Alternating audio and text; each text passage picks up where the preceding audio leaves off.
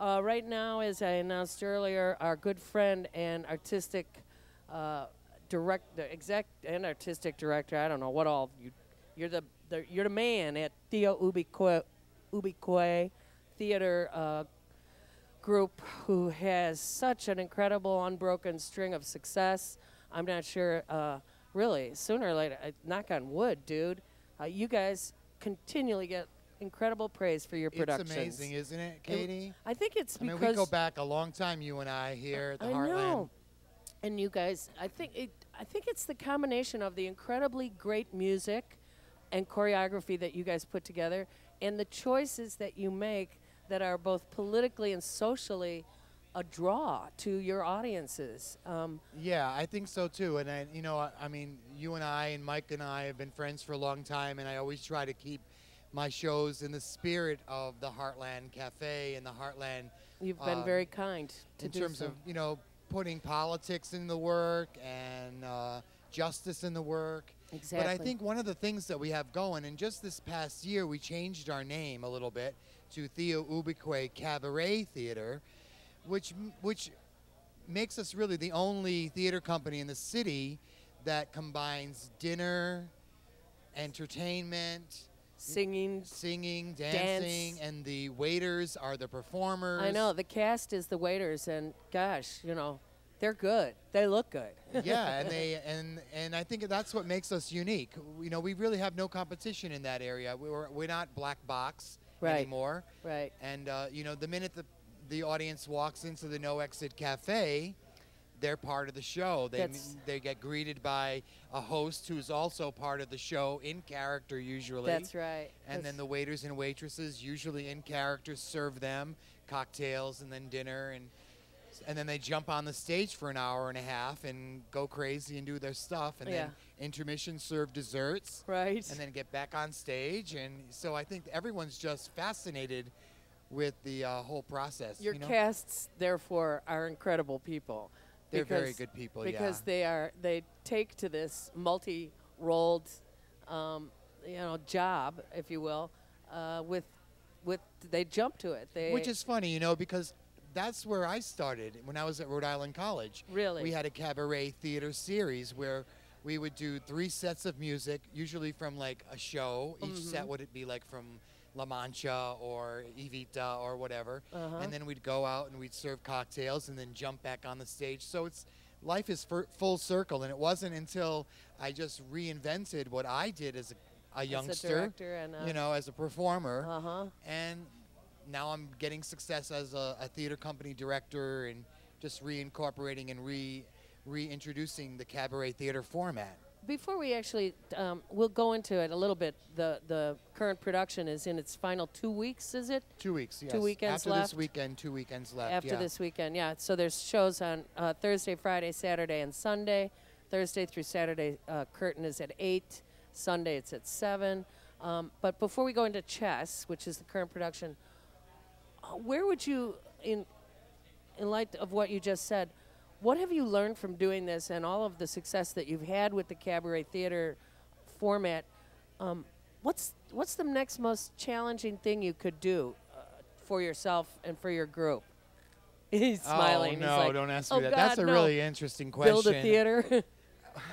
No. Well, one of the favorite places, I mean, the No Exit Cafe, which is where we've been operating out of for the last 7 years. Yeah. Was a very famous cafe back in the day. Yes. And then and then it went down and it was closed, and then you guys bought it and kind of trying to reinvent it, and we reinvented it with you. Oh, yeah, and you're a major piece of its identity. I think that the No Exit Cafe has that, color that it's one of the reasons why people like to come out, because it's hard to find. But it's packed every night. It's on an alley. Yeah, it's like it's like Joe sent me kind of thing, Right. Open the little door in the door. Yeah, it's fabulous, So I don't know about ever moving anywhere. I hope that I can stay there for a long time. Cool. We'll just fight over the size of the stage and the lighting and all that. I understand that. I mean, yeah, sometimes we get out of hand. Like Man of La Mancha, we built the Titanic pretty much. I know. I walked in, I said to Fred, gee, you really don't want to have an audience at all, do you?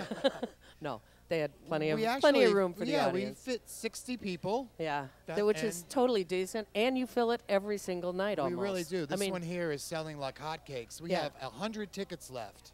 That's it. That's it. That's amazing. I know I'm going to have to watch it from behind the bar probably tomorrow night. Yeah, it's amazing how this one sold so fast. But going back to your question, I think about that every day. That's the challenge. How do I keep challenging myself and my company to create interesting pieces and move forward and something that's not old hat? How do we reinvent ourselves all the time? You're so good at that. Well, it's a lot of, thinking, and, people think I just sit around and on my couch. And you must have great collaborative That's energy. really the key, though. Yeah, I think so, for you and that group. Yeah, you can't, one person can't do everything. I like to hire people that are better than me, so they lift me up. Always a good idea. They lift me up, creative people who lift me up. Right. And challenge me and kind of play Bring my you game. along. Yeah, right, exactly. That's well stated. And now that I'm somewhat of a success, I can hire and pay those people. So what a concept. Yeah, you know what I mean? So that's what's really That's good. thrilling. I'm so happy for your success, and it's so well deserved. And you wear it easily, Fred. You wear Well, I'm getting older now. I'm 52 now. I started when I was 18. Such a youngster. Such a youngster. No, really, I so appreciate your whole attitude, your whole approach to your craft, because you've enabled a lot of folks to enjoy it and take part in it by your approach. What's another really important thing? I've always felt that if I can make it in my community, in Rogers Park, then we'll see what happens from there. I'll make it anywhere. I believe that, though. I believe that when just like you. Yeah. You started a restaurant here in Rogers Park, and you started, what street am I on, and who lives on that street, and can they come and have dinner? That's right. I mean, and then you go to the next street, and then you go to the next street.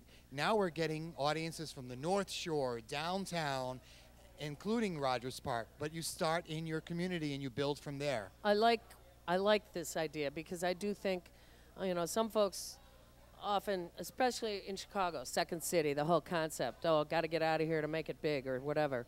I think you just hit it on the head. If you love your community, right, and by loving it, meaning you give to it, you give it your talents, you give it your life. Right.